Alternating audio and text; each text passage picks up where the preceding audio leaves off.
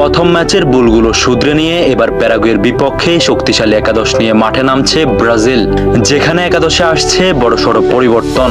Attacking line হতে শুরু করে মিডফিল্ড সব জায়গায় পরিবর্তন আনতে যাচ্ছে কার্লো আনচেলোত্তি, যেখানে দল থেকে বাদ পড়েছেন রিসালিসন ও এস্তেবা উইলিয়াম সহ আরো 2 জন ফুটবলার, যার পরিবর্তিতে একাদশে ফিরেছেন রাফিনা সহ আরো 3 জন ডেঞ্জারাস ফুটবলার। ইকুয়েডরের বিপক্ষে হলুদ কার্ডজনিত সমস্যার কারণে খেলতে পারেনি রাফিনা, তবে দ্বিতীয় ম্যাচে প্যারাগুয়ের বিপক্ষে শুরু থেকেই থাকবেন স্কোয়াডে। প্যারাগুয়ের বিপক্ষে কেমন একাদশ নিয়ে মাঠে নামতে পারে ব্রাজিল, কারাই বা সেই 3 জন ডেঞ্জারাস ফুটবলার, তা চলুন এক নজরে দেখে নেই। 2026 বিশ্বকাপের টিকিট এখনো নিশ্চিত করতে পারেনি সেলেসাওরা এবং পয়েন্ট টেবিলও তাদের অবস্থান খুব একটা ভালো না।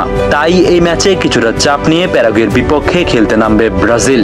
এই ম্যাচে জয় ছাড়া কোনো বিকল্প নেই ব্রাজিলের কাছে, তাই তো একাদশে আসছে আমূল পরিবর্তন। রীতিমতো গোলবারের দায়িত্বে থাকবেন ব্রাজিলের অতেন্দ্র প্রহরী অ্যালিসন বেকার। তবে ব্রাজিলের ডিফেন্সে কোনো পরিবর্তন আসবে না, তার কারণ হলো প্রথম ম্যাচে ইকুয়েডরের বিপক্ষে ব্রাজিলের প্রত্যেকটা ডিফেন্ডারেই দুর্দান্ত খেলেছে।